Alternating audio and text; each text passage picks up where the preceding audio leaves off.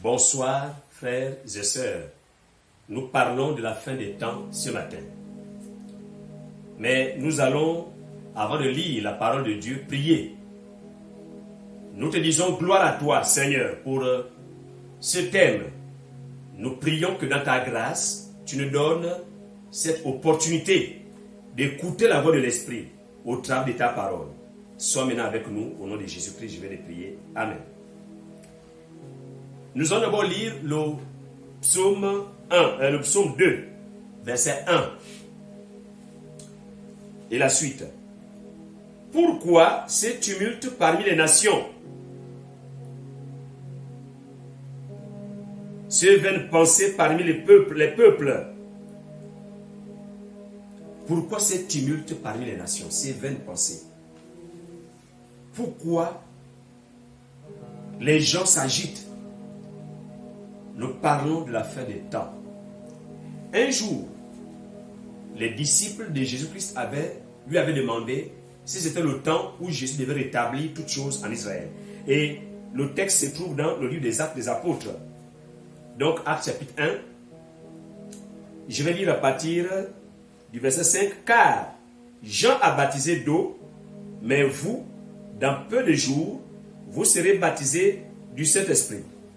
Alors, verset 6, les apôtres réunis lui demandèrent, Seigneur, est-ce en ce temps que tu rétabliras le royaume d'Israël? Verset 7, il leur répondit, ce n'est pas à vous de connaître les temps ou les moments que le Père a fixés de sa propre autorité. Ce n'est pas à vous de connaître les temps ou les moments que le Père a fixé de sa propre autorité, homme. Les terriens, ce n'est pas à nous de connaître les temps fixés par le Père de sa propre autorité. Mais quand nous avançons dans le livre des Thessaloniciens, 1 Thessaloniciens chapitre 5, je vais commencer à partir du verset 1. Il dit ceci, pour ce qui est des temps et des moments, vous n'avez pas besoin, frères, qu'on vous en écrive, car vous savez bien vous-même que le jour du Seigneur viendra comme un voleur dans la nuit. Quand les hommes diront paix et sûreté, sécurité, alors une ruine soudaine les surprendra comme les douleurs de l'enfantement surprennent la femme enceinte et ils n'échapperont point. Quand les hommes diront paix et sécurité, est-ce que vraiment actuellement nous sommes en février 2021? Est-ce qu'on peut dire qu'il y a la paix? Est-ce qu'on peut dire qu'il y a la sécurité? Est-ce que vraiment il y a la paix actuellement? Non, il n'y a pas la paix. Tout le monde est stressé. Tout le monde a peur. Il y a la terreur. Les fléaux, des maladies, des pandémies, comme les Covid-19. Tout le monde a peur. Ce n'est pas la paix. Quand quelqu'un a peur, il n'a pas de paix. Donc vous voyez que ce n'est pas encore la fin. Et même là encore, dans l'eschatologie, c'est-à-dire la consommation de toutes choses, la finalisation, pour les eschatologues, ceux qui lisent le temps et les circonstances, nous savons que nous sommes en train de courir vers la fin des temps, mais ce n'est pas encore la fin. Il y a certaines prophéties qui doivent s'accomplir. Et ça a beaucoup bougé. Durant le 20e siècle, ça a beaucoup bougé. 20e siècle, après nous sommes rentrés dans le 21e siècle, où ça court. Nous avons vu la proclamation de l'État hébreu, par exemple. Nous avons vu récemment, il y a quelques semaines, quelques mois, comment la superpuissance du monde entier ramène l'ambassade qui était à Tel Aviv à Jérusalem ancien. Mais nous voyons comment l'évangile est prêché dans le monde entier. Et pour ceux-là qui font de l'évangélisation au niveau supérieur, c'est-à-dire niveau 3, parce qu'il y a l'évangélisation numéro 1, au niveau 1, l'évangélisation au niveau 2, et enfin l'évangélisation au niveau 3. Alors il y a ce qu'on appelle la fenêtre 10-40. Est-ce que ceux-là qui sont dans cette fenêtre 10-40 sont déjà tous convertis? Est-ce que nous sommes rassurés au-delà de la propagation, donc du message, du véhicule des réseaux sociaux, au-delà des médias? Est-ce que nous sommes sûrs et certains que le réseau atteint toute la planète, tous les carrés de la planète, nous sommes sûrs, malgré les satellites, que chacun est au courant de ce que nous disons dans les médias. Bon, ça reste à vérifier. Non, il n'y a pas encore de paix. C'est vrai que les gens marient leurs filles, les gens font les fêtes, mais il n'y a pas de paix là encore pour le moment. Il y a certaines prophéties qui doivent s'accomplir. Ces prophéties doivent s'accomplir, notamment la reconstruction par exemple du temple. Ne pensons pas que quand le Seigneur arrive, et nous étions à Jérusalem la dernière fois, il y a les vestiges encore du temple, il y a aussi la mosquée là-bas, et ainsi de suite. Mais il y a encore d'autres prophéties qui doivent s'accomplir. Nous avons le peuple de Dieu, qui est un petit peuple. Israël, même en superficie, n'est pas très grand, mais il fait partie des puissants États, des puissants peuples dans ce monde-là.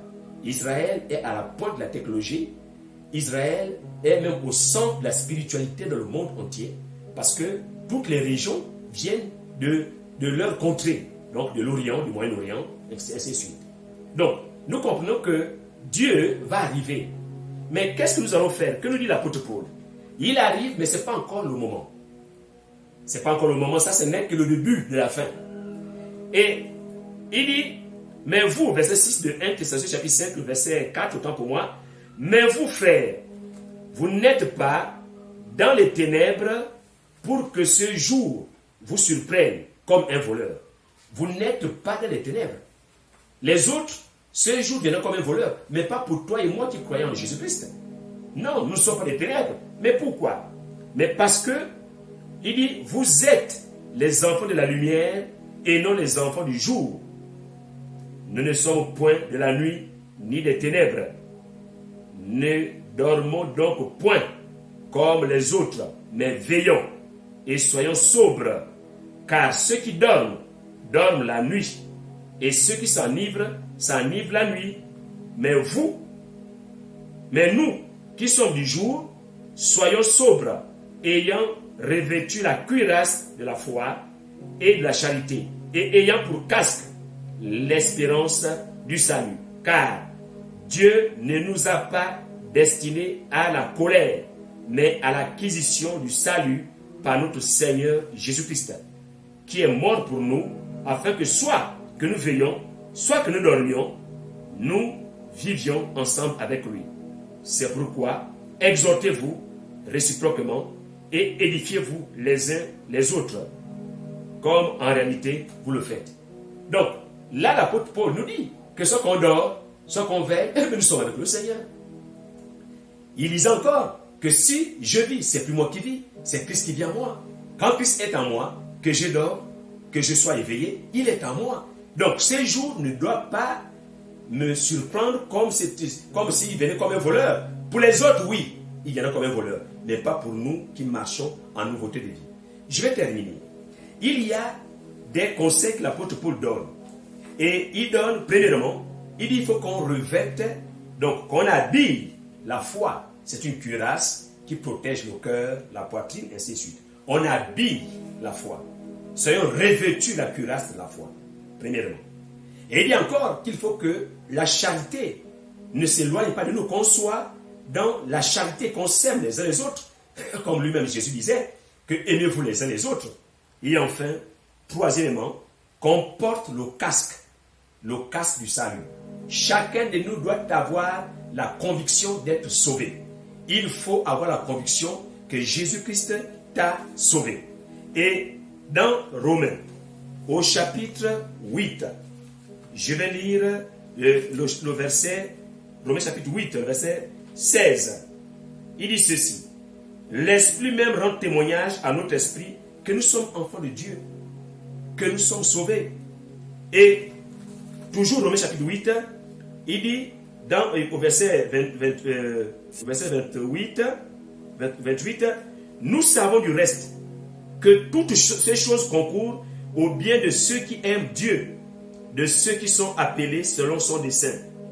Car ceux qu'il a connus d'avance, il les a aussi prédestinés à être semblables à l'image de son Fils, afin que son Fils fût le premier entre plusieurs frères. Et ceux qu'il a prédestinés, il les a aussi appelés. Et ceux qu'il les a appelés, il les a aussi justifiés, et ceux qu'il a justifiés, il les a aussi glorifiés. Et il dit que qui nous condamnera? Christ est mort, bien plus, il est ressuscité, il est à la droite de Dieu, il est à la droite de Dieu le Père, et il intercède pour nous. Qui nous séparera de l'amour de Christ? Qui nous séparera de l'amour de Christ? Même pas la tribulation, même pas la mort, même pas les démons, même pas les anges, même pas Covid-19. Covid-19 ne peut pas nous séparer de l'amour de Christ, révélant Jésus, de l'amour de Dieu révélant en Jésus-Christ. Donc, le temps de la fin, nous sommes en train de courir vers le temps de la fin, mais restons fermes, gardons la foi, qui est la cuirasse, gardons l'amour de Dieu et gardons le casque du salut. Que Dieu vous bénisse.